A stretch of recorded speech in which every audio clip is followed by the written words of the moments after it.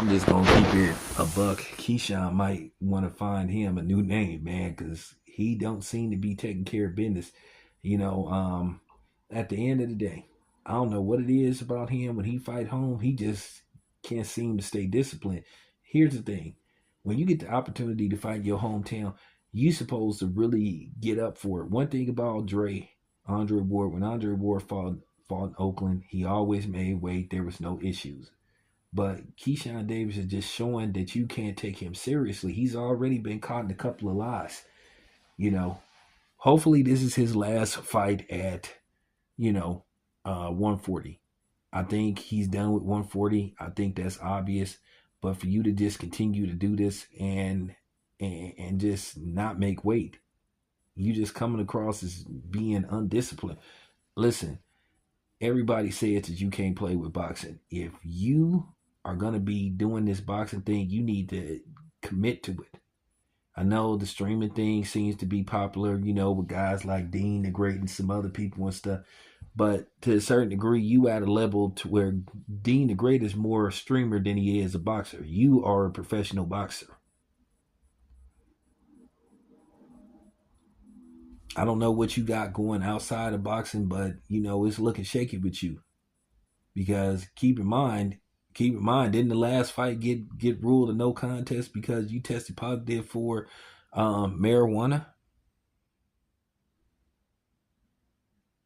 Now, marijuana isn't a PED or anything, but still, I guess by Texas bylaws, you ain't supposed to have it in your system.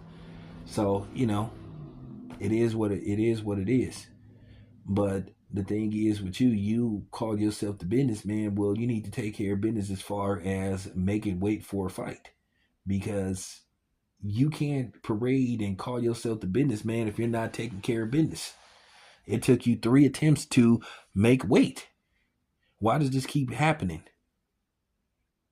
And this is the issue that a lot of people have with a lot of you black fighters. A lot of y'all just come across as handkerchief head buck dancing coons. You know, why do that to Albright? You know, and then Edwin De Los Santos. You know, many people just believe you intentionally didn't make weight because you was worried that Edwin De Los Santos was gonna put you on your back. But you talking about Devin Haney ducking you, and that's why people, when they see you do interviews, they say, "Well, okay, well, why don't you run it back with De Los Santos?" But I think it's too late for that because obviously this should be your last fight at 140. That's just real talk. You just continue to do this stuff, but then you do these interviews where you just talk like you the next big thing. You want to be one of the faces in boxing, but you can't even discipline yourself enough to make weight. I'm just keeping it a buck, man. This stuff got to stop with you. Like I said, you just come across as a liar and a fraud, and it just got to be told to you. And if I'm not worried about you, if you see me, you don't want to do an interview with me. Maybe I don't want to do an interview with you. Maybe I don't want to interview you. Because the same way y'all don't want to talk to us, there's some boxers that we don't want to talk to, and you know who some of these boxers are that I said that I don't want to have a conversation with. So the door swings both ways. That's just real talk. It's a revolving door. So don't think that we see you, we just gonna run to you and ask you for an interview. Like I said, it's a few of y'all that I don't want to talk to. But how do you continue to let this happen?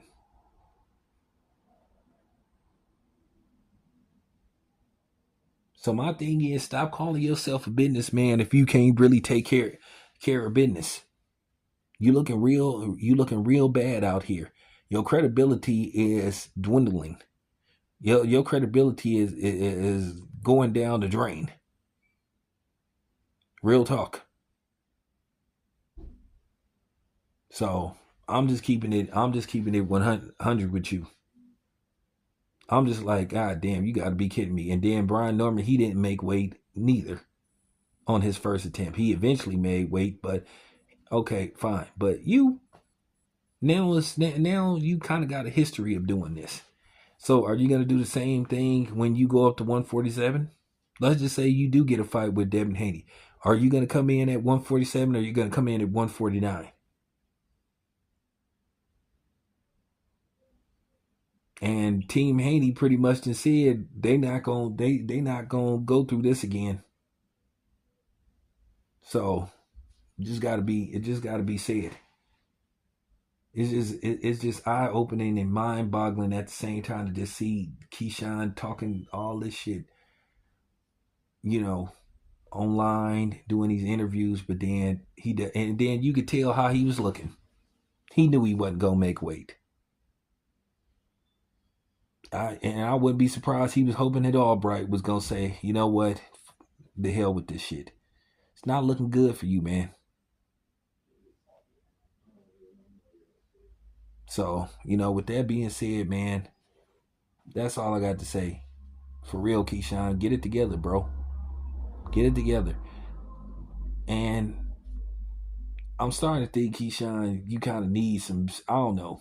I understand your background and shit. And, Keyshawn kind of come across as a dude who needs some people to talk to and stuff. So my thing is, we thought when you changed camp, we was going to see a more disciplined and, a more professional Keyshawn, but we haven't saw that. So there you have it. Anyway, this your boy Town. I'm out.